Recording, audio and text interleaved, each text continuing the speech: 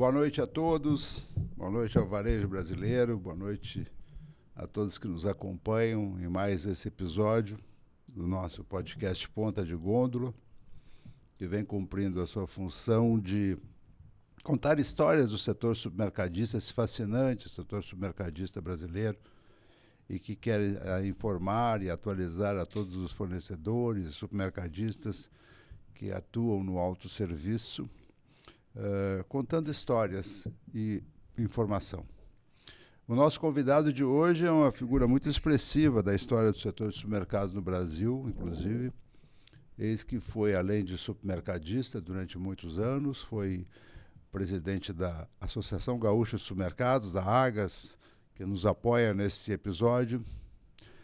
Foi presidente da Associação Brasileira de Supermercados, ABRAS, durante 4 anos. Foi também presidente da Federação, estendendo os seus braços para todo o comércio varejista.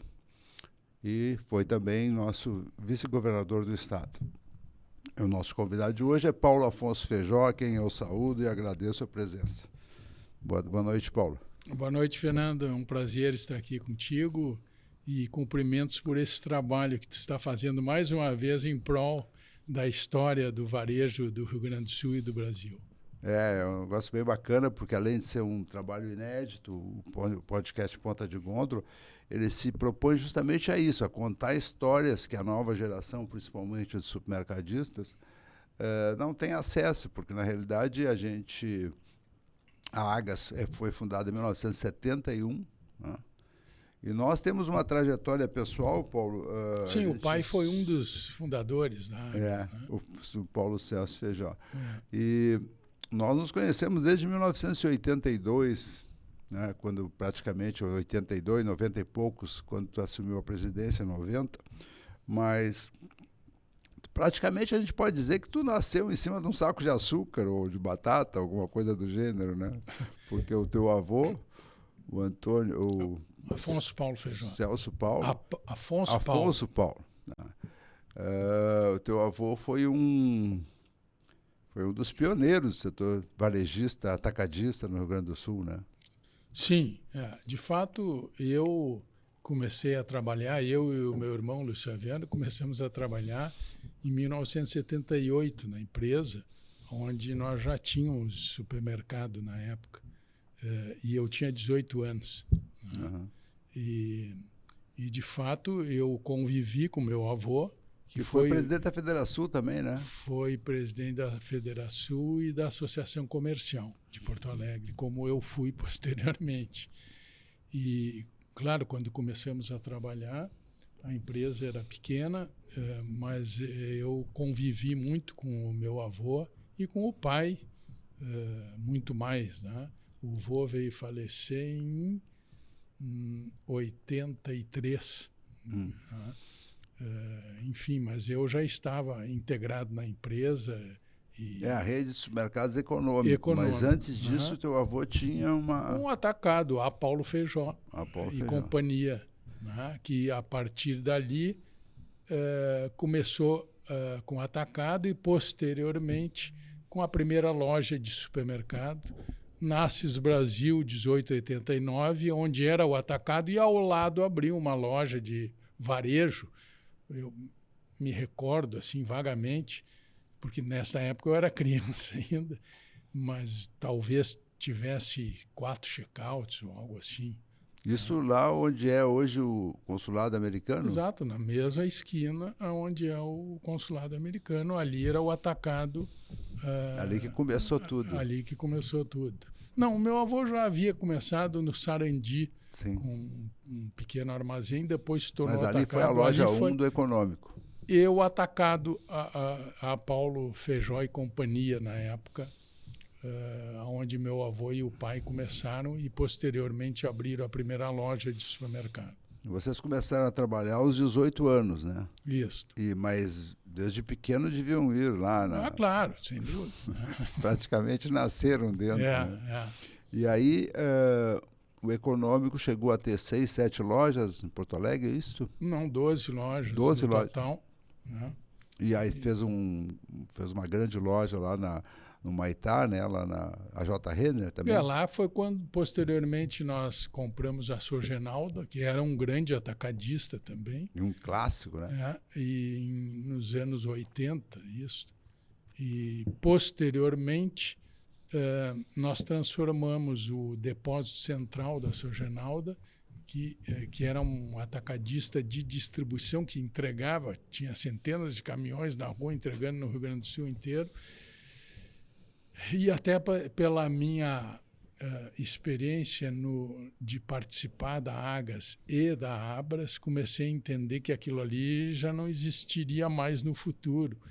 E propus transformar aquilo num atacado de autosserviço, que foi o primeiro atacarejo de Porto Alegre, em 1992. Nós transformamos o depósito de distribuição da Sogenalda no Extra Econômico, que era o atacado da rede econômica.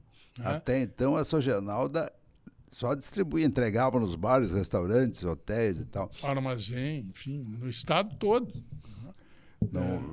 Dificilmente alguém ia lá pegar. Não tinha, basicamente não tinha venda no balcão lá, era distribuição efetivamente. E depois abrimos a segunda loja de atacarejo, Extra Econômico, em Caxias do Sul. Sim. Em 97, 98.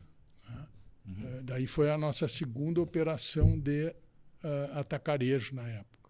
Que legal. Que hoje é um atacadão do Carrefour. Sim. Pertence ao grupo Carrefour, tanto a loja de Caxias do Sul, como ali no Maitá, próximo à Arena do Grêmio, que era Extra Econômico, hoje é atacadão. A loja está alugada para o atacadão.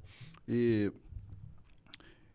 como é que era a operação do supermercado naquela época, década de 90, 80 e poucos e tal? Diverge muito do atual ou mais ou menos mantém as mesmas características? Não, obviamente, é muito dinâmico, né, Fernando? E vou te dizer, quer dizer, nós estamos falando de uma época de... Quase que tinha o granel ainda. Não, eu digo assim, não só isso, quer dizer, eu peguei a época do plano cruzado, do plano Sarney. Tem isso também. Quer dizer, nós estamos falando em 1986. Sarney, né? Fiscais do Sarney. Fiscais do Sarney. Inflação de 3% ao dia. Para quem nos acompanha e é jovem, saiba que nós já tivemos nesse país inflação de 3% ao dia. 90% ao mês. Com precificação por etiquetagem. Isso todos os dias o cara tinha que estar trocando a etiqueta, todos os dias de todos os produtos da loja, até porque os fiscais de Sarney eram implacáveis. Se tivesse um produto sem etiqueta... E outra coisa que tinha também era o seguinte, não só os fiscais de Sarney, né, a incompetência do governo federal em gastar mais do que arrecada e promover a inflação, a distorção da mídia na época. Sim. Né? Que acusava os supermercados como fato gerador da inflação. Sim. Hoje, pelo menos as pessoas inteligentes já sabem que a inflação é causa. Uhum. E é causada exatamente pelo que o governo está fazendo hoje. Déficit em cima de déficit. Sim. Aí tem que emitir moeda. Ou não, ou simplesmente... mas na época o Sarney foi... grande responsável por isso, por emitir moeda, simplesmente imprimir moeda. Né? E a inflação chegou a 90% ao mês. Né? Que loucura. E como tu estava dizendo, naquela época não existia scanner, código de barras, era precificação unitária por produto. Né? E nós tínhamos, quer dizer, isso faz parte da história. Quem decidia ou não o preço era... a Sunab, nós éramos fiscalizados. Tinha mais essa. Pela os Sunab. preços eram tabelados. Exatamente, tabelado, congelado ou negociado. Quer dizer, eu me lembro na época que a gente ia a Brasília para discutir com Delfim Neto e ministros o preço do arroz, do feijão, do açúcar, da farinha. Quer dizer, Isso existia? Reunião? Sentava na frente, óbvio. vocês só podem vender o arroz Está aqui os custos, aqui o preço tabelado é este, entendeu? Então, claro, óbvio que mudou e mudou muito.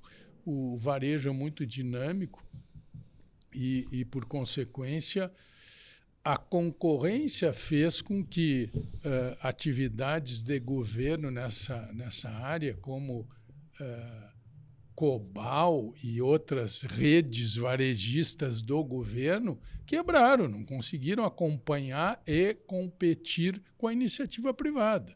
Sim. Né? Então, isto faz parte da história do varejo, quer dizer, aonde chegou uma época, ali depois, quer dizer, nós estamos falando no plano cruzado, não, plano Sarney, né?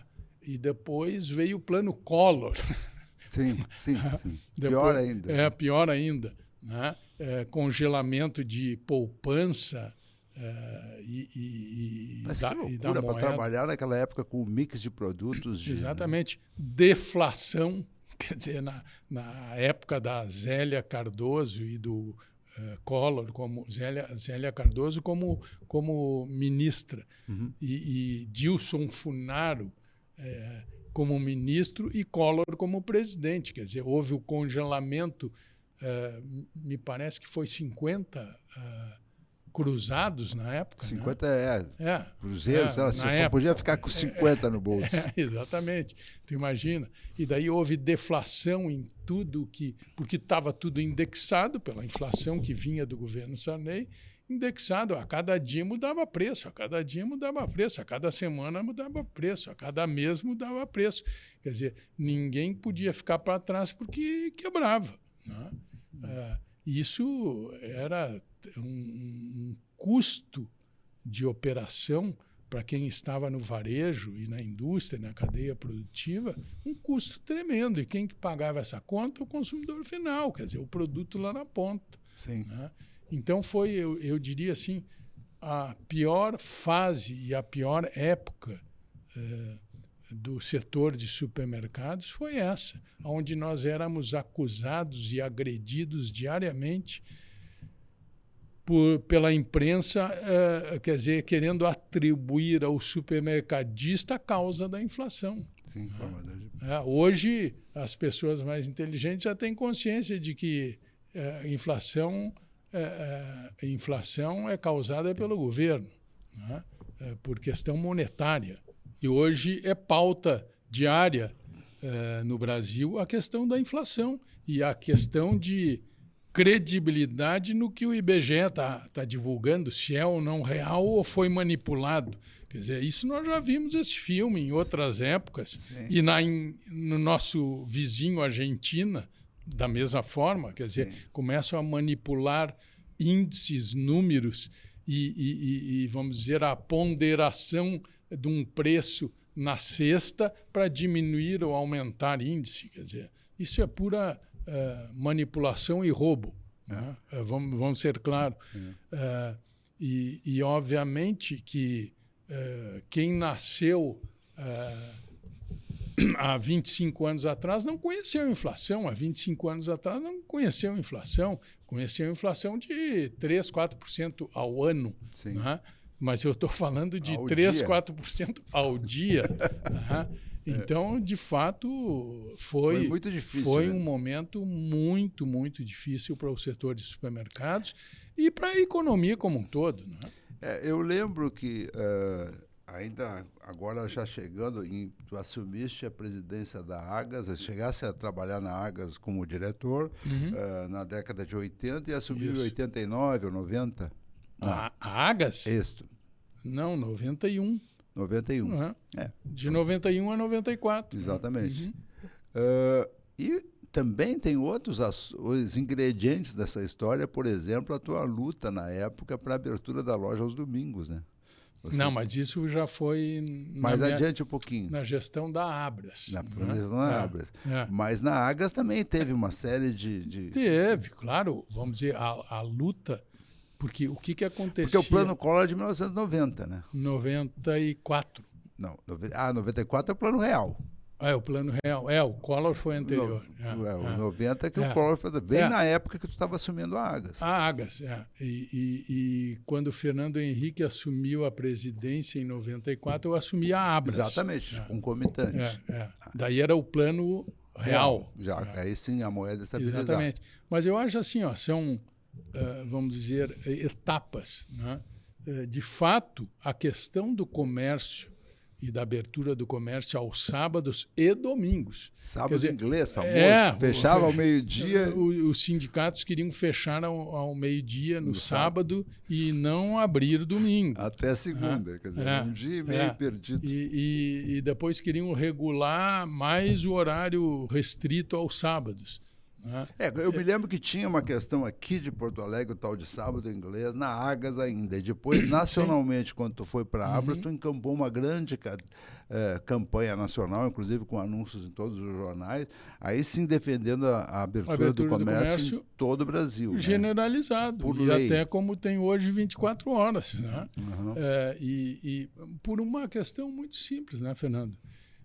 Ir ao Legislativo, ir ao Congresso Nacional, ir ao Executivo, Governo Federal, e mostrar que isso geraria riqueza, desenvolvimento, geração de emprego, renda, que é fundamental para o desenvolvimento do país. É uma questão de diálogo, né, de interação, e nós convencemos deputados, na época federal, de que isto seria ótimo para o país, não para o varejo, para o país, para quem quer emprego, para quem quer trabalhar, para quem quer ter renda.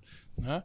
E vou te dizer, vamos dizer, até dentro da nossa época, na gestão da Abras como presidente, que nós conseguimos definitivamente a liberdade de trabalhar qualquer dia da semana e qualquer horário.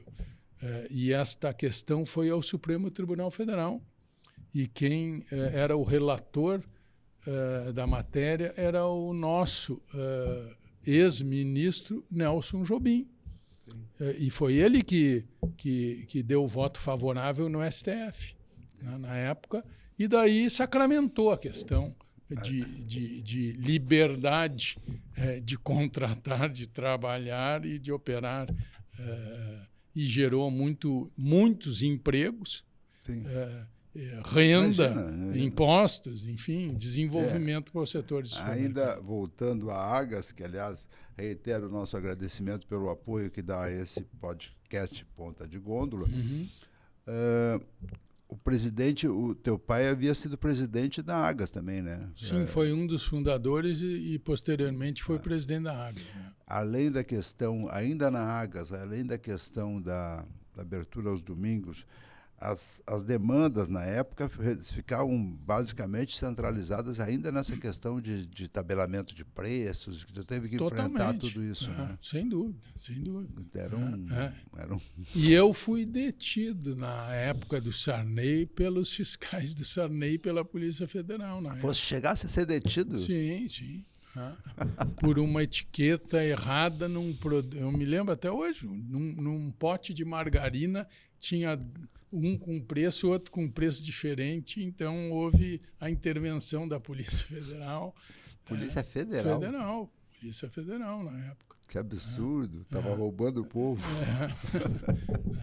Então isso faz parte da história, óbvio. Lamentável. As pessoas não têm noção, a nova geração, do que é sábado inglês. Exatamente. Sábado inglês que na Inglaterra não existia. Era na Alemanha que existe. A ideia era fechar o comércio aos sábados ao meio-dia ou à 1h e só reabrir segunda-feira de manhã. Quer dizer. Exatamente. E na época ainda se dizia muito que o domingo era um dos dias, teoricamente seria, e hoje está comprovado, de maior movimento, justamente porque é o dia em que as pessoas têm disponibilidade de ir ao supermercado, sábado de tarde, domingo. Né? Então, hoje a gente vê que o movimento dos fins de semana representa, acho que 30%, 40% do movimento de uma rede. Claro. Né? Quer dizer, é dar liberdade ao consumidor, de escolher o dia, a hora que ele tem disponibilidade para ir. O objetivo do varejo é atender ao mercado. O mercado é o consumidor. Não precisa alguém regulamentar isso. horário e dia e nada mais. E aí tu chegou a presidente da Associação Brasileira de Supermercados, né, da Abras, no auge, vamos dizer, de uma bolha, não digo bolha, mas de auge de um ufanismo nacional, um otimismo com a posse do Fernando Henrique Cardoso, a vinda do Plano Real, né? Que acabou com a inflação. Que acabou com a inflação, praticamente o dólar acabou. 1 por 1, etc. e tal. E na Abras tu conseguiu algumas coisas que também fazem parte da história do setor supermercadista, né? Por exemplo, eu lembro aqui, eu participava também da gestão como profissional contratado.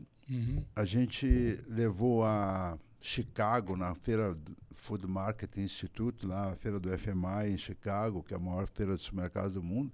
Levamos uma delegação de 450 pessoas, o que seria hoje absolutamente inimaginável, uma delegação empresarial que oportunizou a muitos varejistas e supermercadistas e mesmo fornecedores participarem de uma feira daquela dimensão, né? Lembra disso? Claro.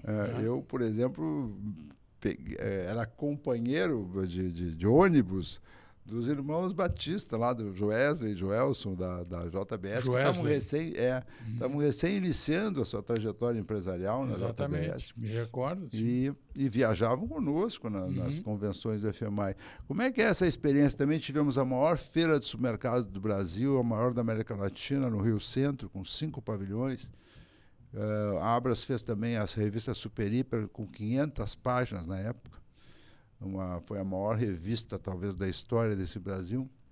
Então, como é que foi essa experiência de Abras? Na verdade, né, Fernando, eu, como presidente da Agas, comecei a participar da Abras, por ser uma das prerrogativas, uma das associações que compreende a entidade maior que é na Abras. E, por consequência, comecei a ganhar espaço e credibilidade pela história da Agas, pelo passado da Abra, pelo passado dos ex-presidentes e por tudo aquilo que a Agas demonstrava para o varejo nacional, né? E eu surfei essa onda no momento certo e eu me recordo quando o Levi Nogueira estava deixando a Abras como presidente, que fez uma excelente gestão, estávamos... nós, como entidades, todas elas, as regionais, bom, e agora? E daí foi quando eu me apresentei, eu sou candidato. Eu sou candidato. Tu estava junto nessa oportunidade e eu fui aceito pelos... Foi o mais jovem presidente da história da Abras, foi o primeiro gaúcho a presidir a Abras, né? Naquela época que ainda... Hoje, vários segmentos são assim, centralizados entre Rio e São Paulo. De repente vem um gaúcho, um rapaz de 30 e poucos anos. 36. 36 anos, o mais jovem presidente da história da Abras. Né? E realmente num momento muito propício da economia, depois daqueles anos todos de inflação, de descalabro, de descontrole de preços, tabelamentos, vem o Plano Real, estabiliza a economia e aí sim os supermercados mostram o seu protagonismo no setor, né? Claro. Na vida cotidiana. Eu me recordo, Fernando, até há pouco tempo eu vi no YouTube um pronunciamento do João Carlos Paes Mendonça, grande empresário, líder e ex-presidente da Abras, onde ele conta o episódio dele como lá do Sergipe, ele se candidatou à presidência da Abras. E a Abras girava em torno de São Paulo, né? E Rio, São Paulo e Rio. Né? E ele conta que foi a primeira presidência da Abras fora daquele eixo Rio-São Paulo. Né? Que era o Arthur Sendas, o pessoal do Pão de Açúcar, né? Do Eldorado, das grandes redes de São Paulo que fundaram a Abras e, por consequência, tinham uma liderança muito forte. Né? Mas também cabe a salientar aqui que, obviamente, os meus fundamentos e a credibilidade que eu passei a ter nacionalmente junto aos presidentes de entidades e supermercadistas, eu devo ao IEE. Exatamente, né? Porque eu aprendi muito no IEE. Foi uma omissão minha. O Paulo Afonso, além de ter estudado no Colégio Anchieta, que era um colégio de ponta, ele foi, durante a juventude, ele foi dirigente do Instituto de Estudos Empresariais, IEE, e também do IL, né? Instituto Liberal. Mais do IEE. Eu fui vice-presidente do IEE. Foi vice-presidente. E entrei no IEE logo após a fundação do IEE. Então, isto me deu... Por formação e por convicção, é um defensor, diria até intransigente, das ideias liberais na economia, né? Que ele tem defendido e levou isso para a Abras, né? Que eu estava falando. Exatamente. E então, aí, as reuniões...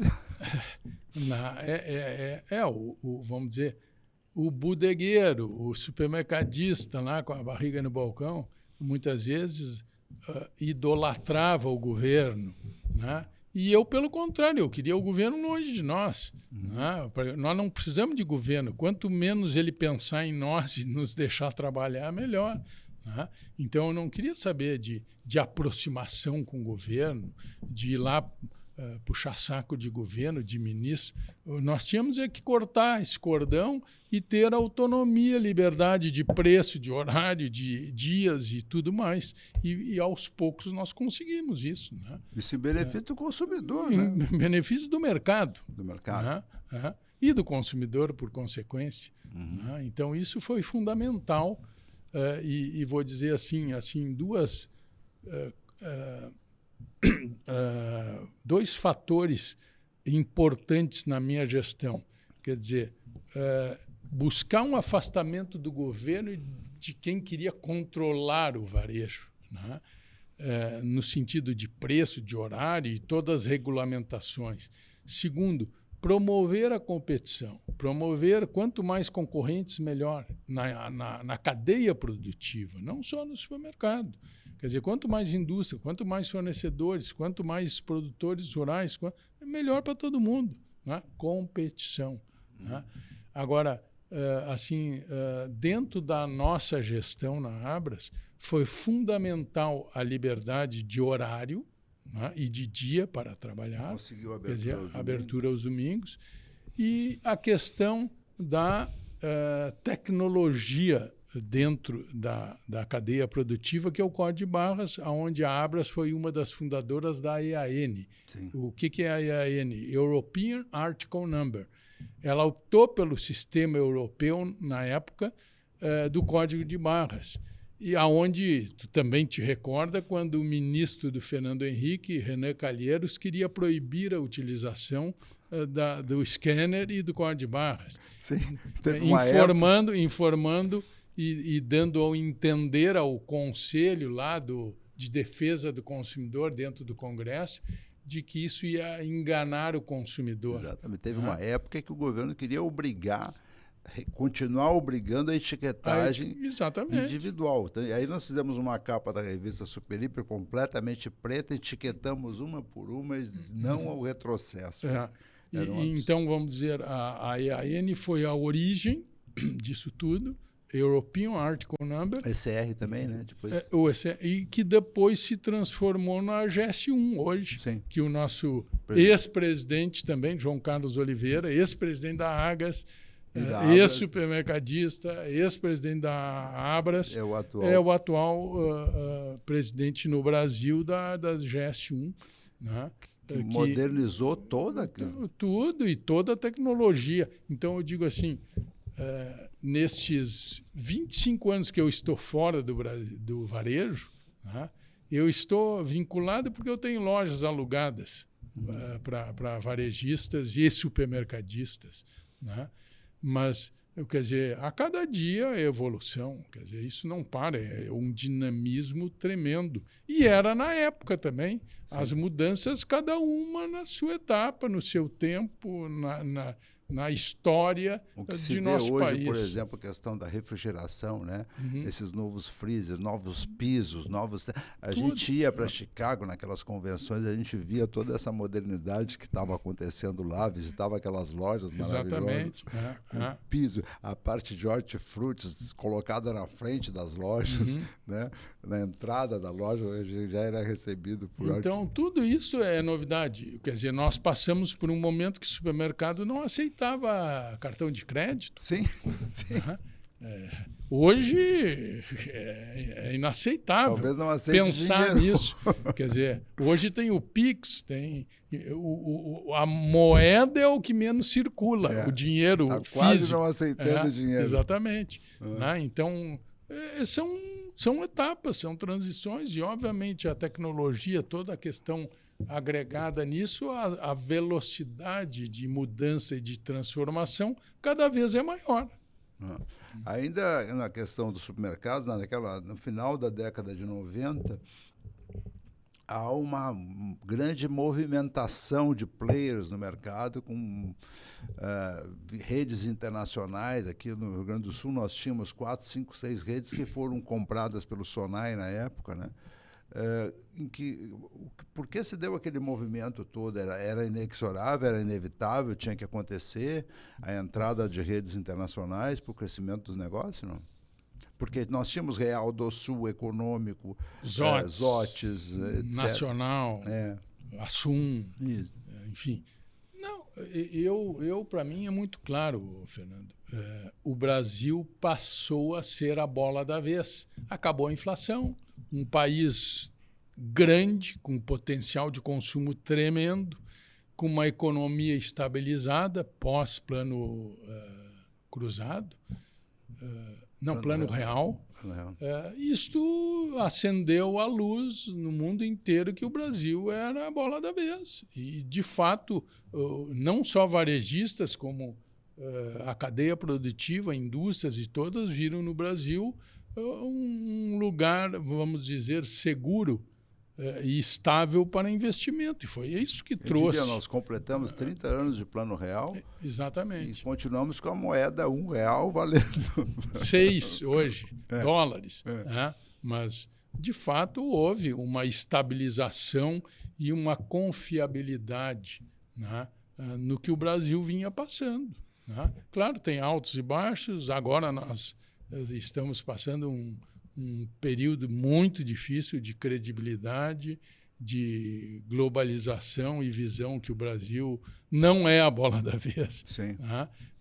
São momentos, são oportunidades. Isto aconteceu aqui como em outros países. Quer dizer, não foi só no Brasil. Como agora a Argentina é a bola da vez. Quer dizer, tudo que está demonstrando no mercado vizinho aqui é de que quantos bilhões de dólares já foram dirigidos à Argentina neste último ano que passou, e agora em 25 será mais ainda. Quer dizer, a ideia de que o mercado é soberano e deixa acontecer, quanto menos intervenção, melhor. Essa é a ideia. Menos tabela, menos regra, menos lei, menos coisa, isso? É óbvio. É isso que oportuniza os globalistas de capital estrangeiro vir para o Brasil, obviamente, na busca de liberdade econômica, que hoje nós não temos. Sim. Nós temos ainda muita intervenção, né? Claro. Regras, portarias, normas, isso e aquilo e tal. Exatamente. E aí, aí vieram o Sonai, o Walmart, o próprio Carrefour cresceu bastante. Isso gerou... Royal Harold, enfim, grandes companhias, a companhia chilena também. Isso deu uma sedimentada e hoje a gente vê as redes nacionais também, de alguma forma, retomando um processo de crescimento, né? Tipo, aqui no Sul, o Zafari, o Comercial Zafari, o Assum, são empresas que estão readquirindo uma força, não é isso? Sem dúvida, claro. Aproveitaram essa oportunidade e estão crescendo de forma se ajeitou as melancias. Sustentável. O Grupo Zafra, a Companhia Zafra, é um exemplo, né, de que é uma das grandes empresas que permaneceu na mão da família e continua hoje, e é um exemplo de operação, de lojas, de tecnologia, de atendimento e tudo aquilo que sempre trabalharam em prol desse objetivo. Ainda hoje, né, a gente viaja muito, não só no Brasil como no exterior. Ainda hoje o Zafari, as lojas do Zafari são uma referência, né? No Brasil todo, gente, pô, chega aqui é completamente diferente, né? Uhum. Aí depois de saindo da Abras, tu assume a Federação, né? 2, 3 anos depois. Isso. Uhum. E a Associação Comercial de Porto Alegre. Tá, e aí foi uma experiência um pouco diferente do ponto de vista de ter uma abrangência maior. Qual é a marca da tua gestão na Federação? O que tu... Vamos lá, Fernando. São coisas diferentes. Quando eu estava na Agas e na Abras, eu pensava supermercado 24 horas. Eu estava dentro do meu negócio, da minha atividade. Até tomei uma decisão de aceitar ir para a Associação Comercial e para a Federação após uma conversa com o presidente da Fiergs, que era, na época, o Renan Proença. Porque eu entendi o seguinte, uma coisa era tu estar na tua atividade de negócio, e que eu estava como supermercadista, como presidente da Agas da Abras, em prol de busca para o segmento e para a minha atividade. Mas, quando eu fui sondado por alguns empresários e ex-presidentes da Federação e da Associação Comercial, eu digo, me dá um tempo para pensar. Daí eu tomei uma liberdade durante uma convenção da Agas, lá na Fiergs. Eu vou falar com o presidente da Fiergs. Bati na porta lá, eu não conhecia, e disse, Renan, eu queria uma opinião tua. Eu estou pensando em assumir a Federação, tu topa fazer um pacto comigo e com a Federação, em vez de disputa de beleza entre entidades, trabalhar em unidade? Se tu aceitares, eu assumo a Federação e a Associação Comercial. E ele, um grande exemplo, gostei da tua visita, eu não conhecia ele pessoalmente, foi a primeira vez. E foi extraordinária a experiência em conviver e viver e tomar decisões juntos com um grande homem, um grande líder que foi o Renan Proença. E a Farsul também entrou. E daí nós dissemos, vamos buscar esse entendimento e esse acordo com a Farsul. Vamos, nós dois pegamos o carro e fomos juntos falar com o Esperoto, né? Na época, e topamos. Vamos falar com o Flávio Sabadini, da Fé Comércio? Vamos. E fizemos... Os quatro, eu me lembro desse momento. Nenhuma decisão era tomada isoladamente. E eu sempre dizia, o nosso inimigo está lá no Palácio Piratini. Nós temos que nos unir como cadeia produtiva. E foi isso que fizemos. Todas as decisões, qualquer uma decisão era tomada em conjunto, unânime, pelas entidades, as 4 entidades. Isso foi muito bom e favorável na época, porque qual era a nossa bandeira? Menos Estado, menos governo, menos regulamentação e menos imposto. Isso foi uma grande luta da Federação na época. Exatamente. Inclusive com reações da Secretaria da Fazenda, exatamente, do secretário e tal. Não aos impostos, redução da carga tributária. Né?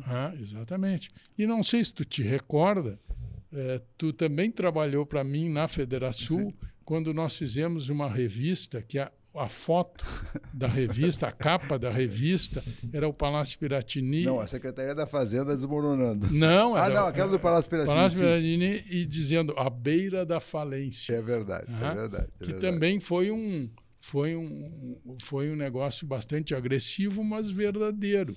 E uma repercussão assim histórica. Nós estamos falando em 2003, 2004, quando o Rigoto era governador. Nós colocamos na capa, agora me lembro. E se tu pegares hoje a revista... matéria, porque a matéria, além da capa, tinha uma reportagem consistente de 8, 10 páginas. E se tu pegares essa revista, que eu tenho lá no meu escritório guardada, e for ler e ver a matéria, o Rio Grande do Sul continua o mesmo, não mudou em nada. E por isso estamos onde estamos, caminhando para trás. Estamos caminhando para trás. Compara com Santa Catarina, compara com Paraná. Então, eu, na época, até quando eu saí do varejo, eu tive a oportunidade de formar uma plataforma B2B que unia supermercado e fornecedor, que chamava Mercador. Fui sócio da Telefônica de Espanha. E, naquela época, eu tinha negócios, Fernando, como mercador em 18 estados da federação. E já dizia, o Rio Grande do Sul é o pior estado para investir. É o estado mais fiscalista, mais interventor, com uma justiça do trabalho que mais penaliza quem produz e quem trabalha também. E na época, eu digo, o Rio Grande do Sul precisa mudar. E eu, em contato, a gente como gaúcho tem orgulho de ser gaúcho, mas quando tu visita outros estados, tu vê assim, é muita história.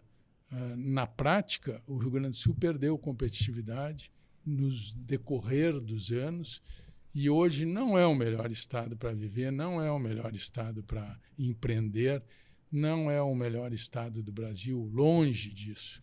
E os números estão aí, né, mostrando os erros e acertos e o resultado que nós estamos colhendo nos últimos 30, 40, 50 anos. Eu não estou falando de um governo ou de outro governo, eu estou falando, de um modo geral, com uma visão de longo prazo.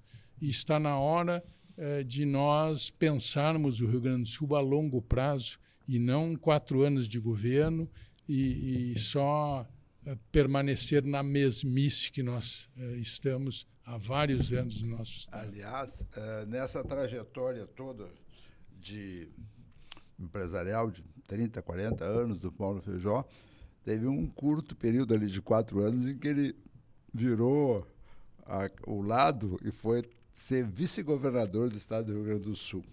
Talvez por isso esteja falando com um pouco mais de propriedade do que tu viu lá dentro, né? Como é que foi essa experiência de 4 anos de vice-governador? Primeiro, só recordar, eu não era candidato a vice-governador. Eu era candidato na coligação a Senado, porque eu aceitei pelo PFL na época, que depois virou DEM, de que eu iria para o Senado porque eu teria um horário de TV e poderia dar o meu recado como empresário e liberal. E não iria ser eleito, eu não queria ser eleito. Foi quando, no decorrer da campanha, eu já estava com o meu comitê, com material, tudo como senador, na coligação. Candidato a senador. Né? E, na época, era a governadora Ieda Cruz como governadora e o Mauro Esparta como vice. E, no meio da campanha, que me passaram para vice-governador. Né? Não sei por que razão, talvez pela minha relação com o meio empresarial na época da Associação Comercial e Federação, entenderam que eu iria agregar mais. Né? E não é porque eu fui e fomos eleitos que eu iria mudar as minhas convicções e aquilo que eu defendi a vida inteira. E não pela conveniência de estar na vice-governança. E eu não mudei uma linha. Né? E continuei. Por isso, houve vários atritos, né? A começar quando o Rigoto perdeu a eleição e propôs manter o aumento de ICMS na energia, no combustível e na telefonia de 30% de ICM. E eu fui para a Assembleia como vice-governador eleito. Não tínhamos assumido, era a gestão do Rigoto, defender a derrubada do projeto para aumentar o imposto a partir de 1º de janeiro, quando eu me tornaria vice-governador e a governadora. E daí eu fui vencedor, porque nós conseguimos derrubar. E eu, como vice-governador, estava na Assembleia defendendo os interesses do mercado e as convicções que eu tinha antes de ser político. E não mudei, e não vou mudar, E não mudei e não vou mudar. Isso realmente houve uns períodos meio conturbados ali das relações. Exatamente. Tu chegaste a assumir alguma vez como governador, nunca te deixaram para não... Não, assumi sim. Depois de um ano de governo, a governadora viajou para o exterior e me passou o cargo por 21 dias. Uhum. E depois mais 10. Eu umas 4 ou 5 vezes assumi, sim, e Foi governador do estado. E fiquei governador em... Mas não deu canetaço nenhum, ficou louco de vontade, não. mas... Não, obviamente que não é o Estado que eu defendo e que eu acredito, a estrutura que existe dentro do Rio Grande do Sul. E, obviamente, se dependesse de mim, eu faria, sim, mudanças fortes, assim como o Trump está fazendo nos Estados Unidos, na proporção. Voltando ao setor de supermercados, como é que tu sintetizaria a importância da Agas, da Abras, nessa trajetória toda em benefício do setor? Essa evolução toda, como é que... E o que se propõe ao seu... O que tu imagina das lojas do futuro? A loja física está terminando, não vai terminar nunca? Como é que... Primeiro, eu entendo como fundamental o papel da Agas e da Abras. Quer dizer, eu me lembro o pai, o Antônio Zaffari, o Marcelo Zaffari, o Ivon Oliveira, os Otis, sempre trabalhando em prol do setor. Ninguém estava ali... A Agas ali... sempre foi um exemplo disso, nunca houve briga interna. E um exemplo de unidade na busca de melhorias do setor, do varejo, né?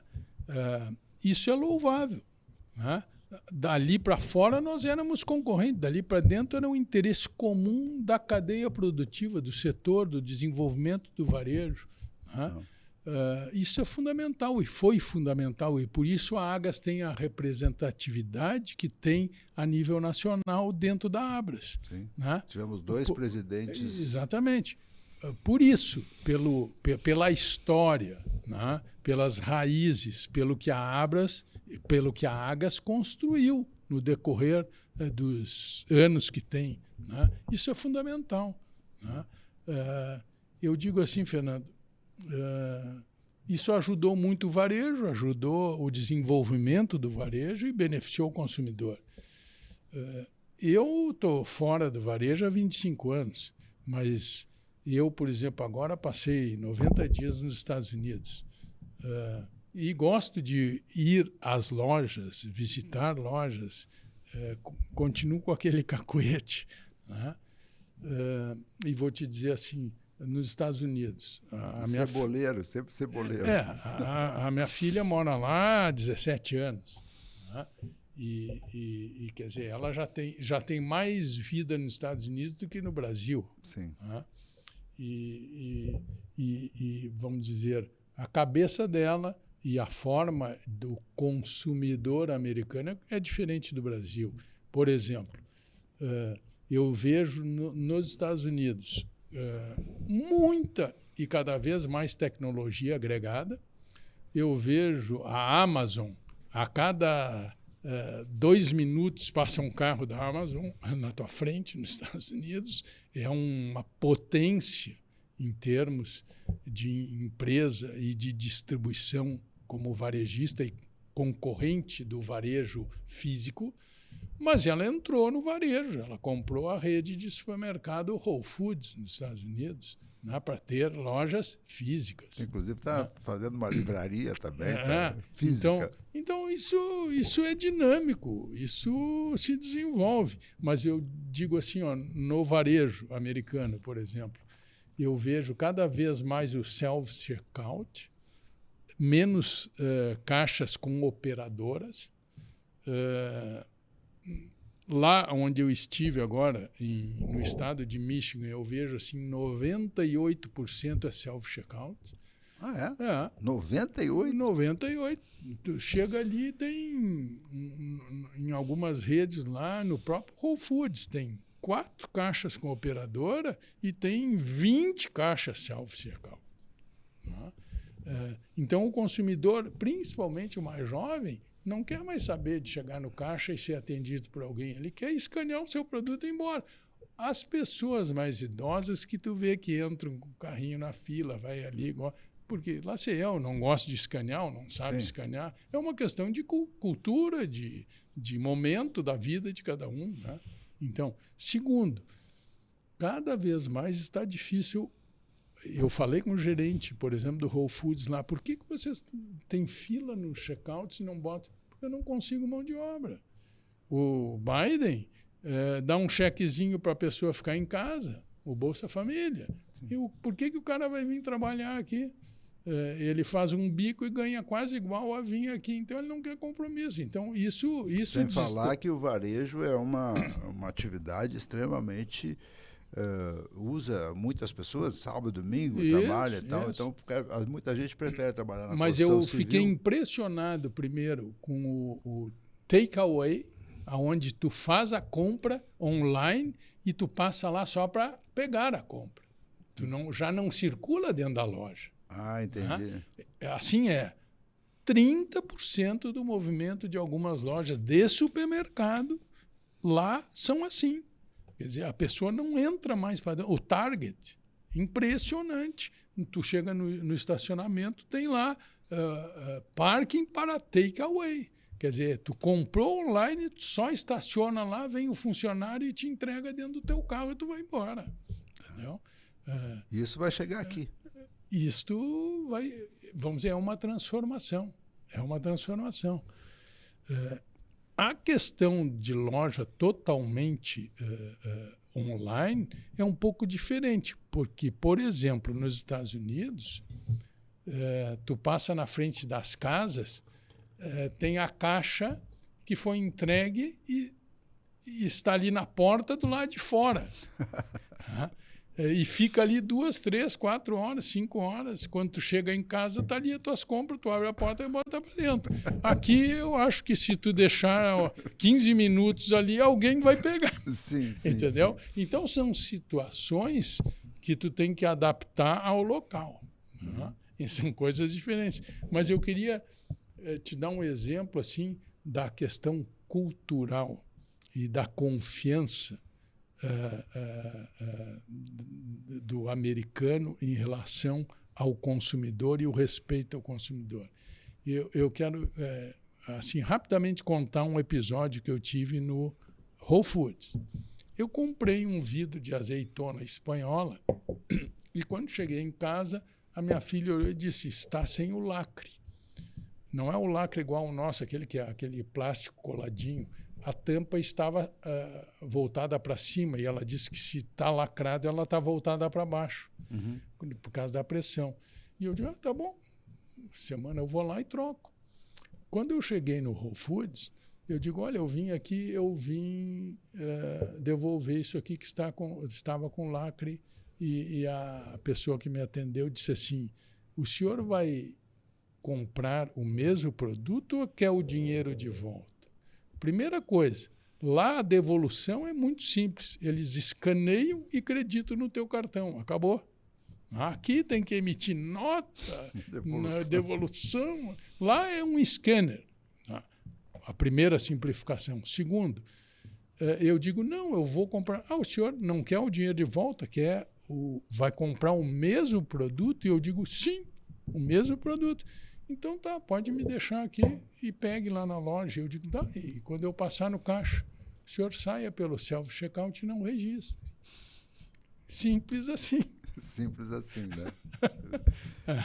É outra então, forma. Isso aí é uma questão de respeito ao consumidor, uma questão cultural e de educação. Então, por isso eu digo assim, nós temos muito que aprender, nós temos muito ao chegar nesse nível de confiança entre o varejista e o consumidor, na questão até do delivery, quer dizer, tu entregar na tua casa e deixar, mesmo num edifício, tu deixar no corredor do teu edifício umas compras ali lacrada, quanto tempo dura? Então, são coisas diferentes, momentos diferentes de cada país, mas são realidades que é importante, e nós estamos dentro do mesmo setor. Eu vou repetir o chavão, né? Estamos chegando ao final. Quando o papo é bom, passa bem rápido, né? Queria reiterar novamente o agradecimento à Agas pelo apoio que dá ao Ponta de Gondra, mandar um abraço ao nosso presidente, Antônio Longo, parabéns pelo trabalho que vem fazendo, e dar ao Paulo Afonso essa oportunidade final de umas palavras para fechar o programa. Ok, eu agradeço a oportunidade.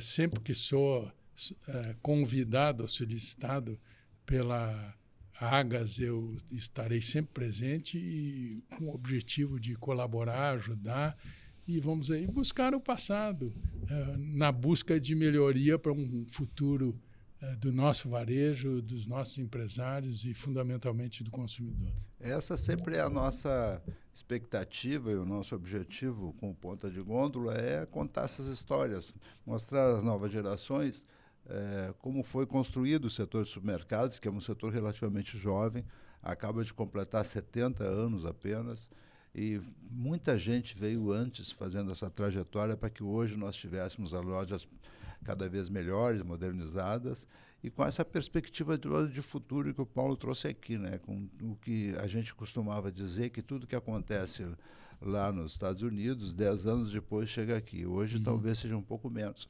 E certamente é menos porque com a modernização da comunicação. Mas certamente o que está acontecendo lá há 4, 5 anos vai estar acontecendo aqui. Então, por isso esse depoimento, essas referências são sempre importantes e esse é o objetivo do nosso Ponta de Gondra. Obrigado a todos pela audiência e estamos de volta semana que vem.